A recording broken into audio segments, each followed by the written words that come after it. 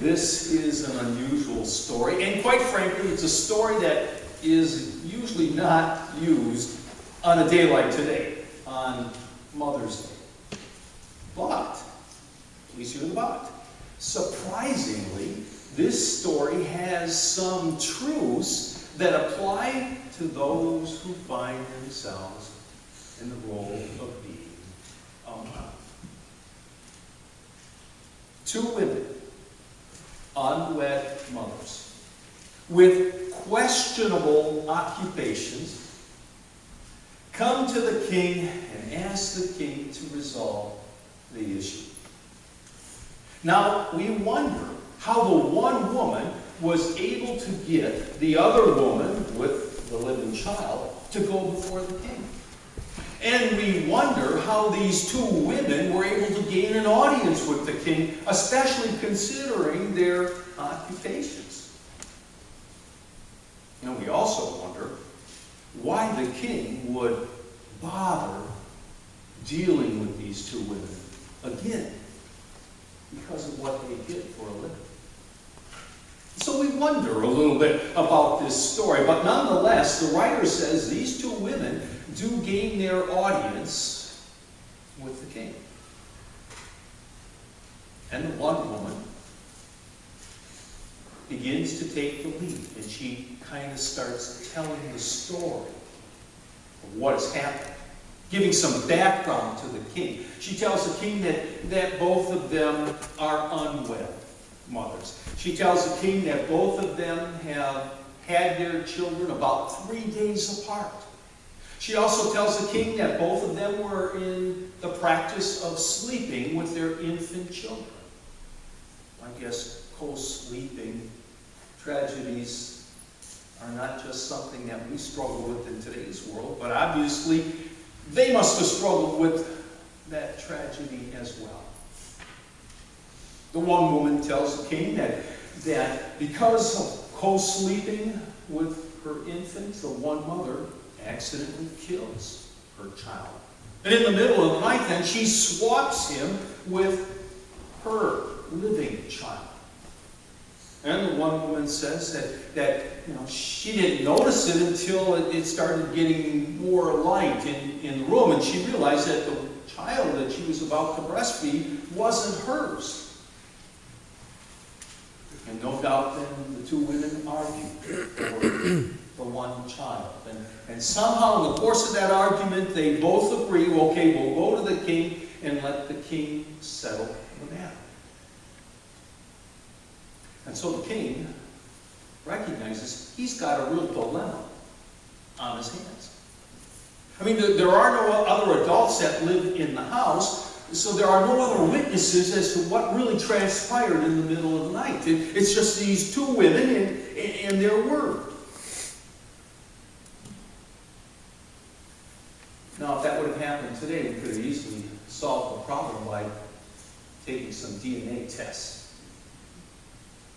But the king didn't have that luxury. That technology was not available back then. And so the king decides to use another tactic, hoping that this strategy will reveal the real mother. It's a strategy that will hopefully induce from the real mother a response of sacrificial love. So the king asks for a sword.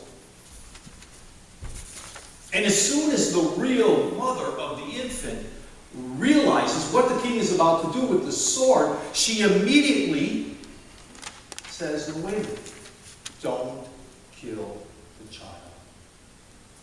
Just give the child to the other woman.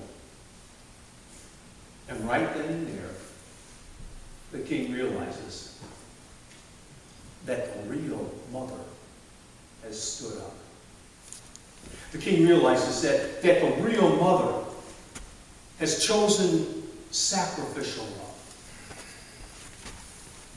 in resolving this issue. And so the king gives that woman the child, realizing that she is the true mother. Now, scholars say this story was placed in the Bible to illustrate the wisdom that God had given King Solomon.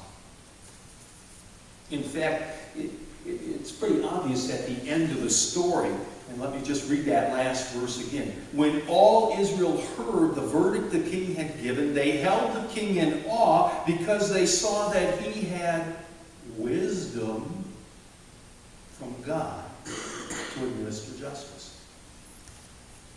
You might remember that when King Solomon became king, his first prayer, his first request to God was to give him wisdom.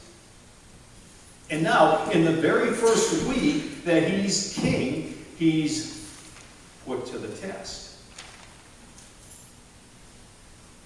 And the people conclude that he passed because he wisely discerned who was king, who was the mother.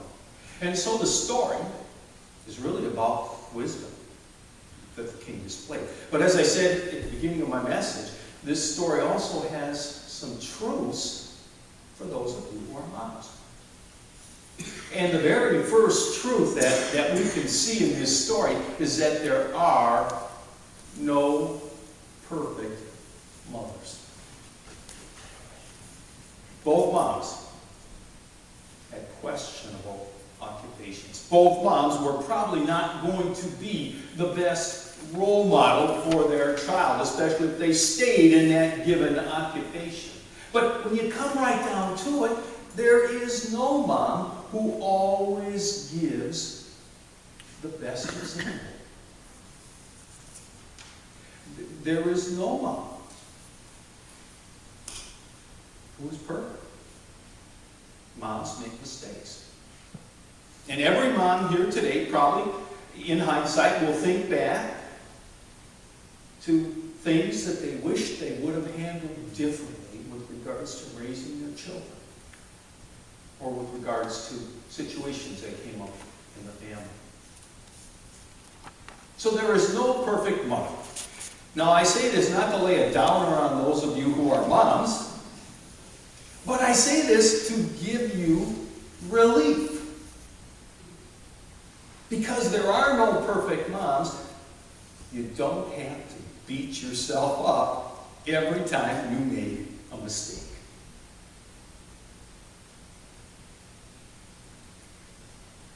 So just do your best. And recognize that mistakes will happen in the course of time. So do your best to be consistent, do your best to be loving, do your best to be forgiving, do your best to be fair. But recognize, even though you're doing your best, you will at times fall short. But all moms fall short. For again, there are no perfect mothers. Amen?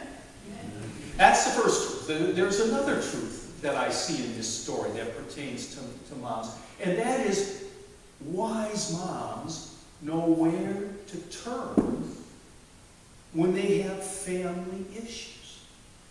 The one mother knew that this issue was only going to be resolved by going to the king.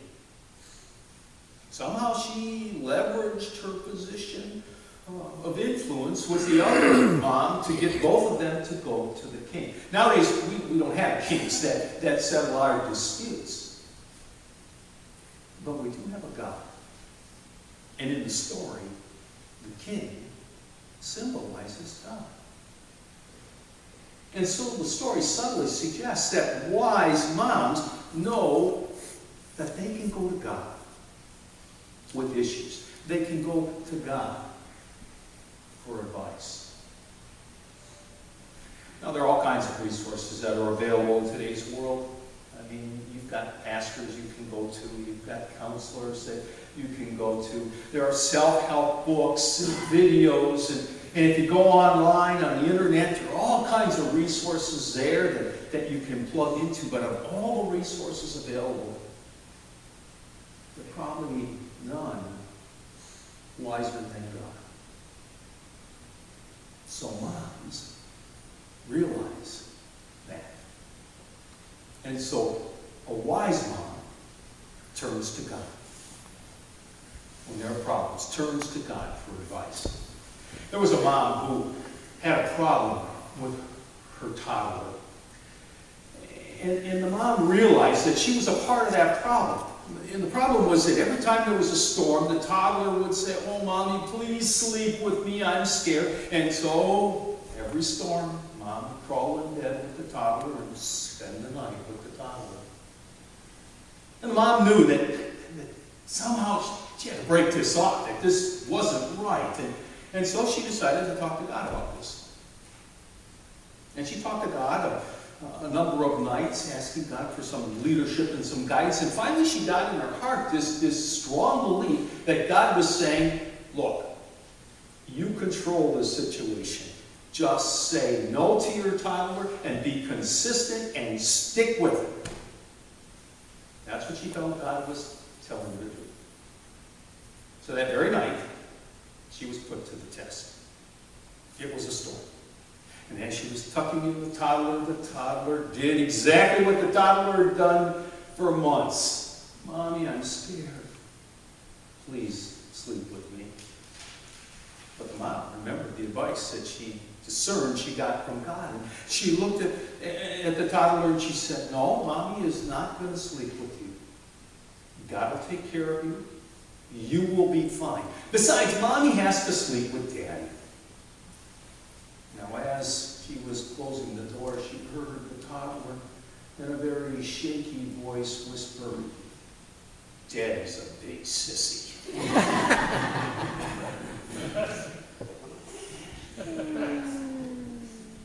The story suggests that wise moms know where to go for help. And God is one of those resources. The story suggests that there are no perfect moms. So moms can lighten up and just try to do the best that they can. And finally, the story also suggests, very strongly, that wise moms embrace sacrifice when it's called for. Again, when the mother realized what the king was going to do with the sword, she decided right then and there that she would sacrifice all the joys of raising that child. When she told the king, "Give the child to the other woman," she'd sacrifice all those joys, all those experiences. She gladly made that choice. Why? Because she wanted that child to live.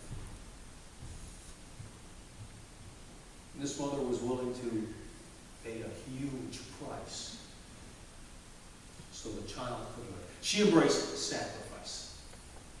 And wise moms will do the same. They also, when they sense the need is there, they will embrace sacrifice.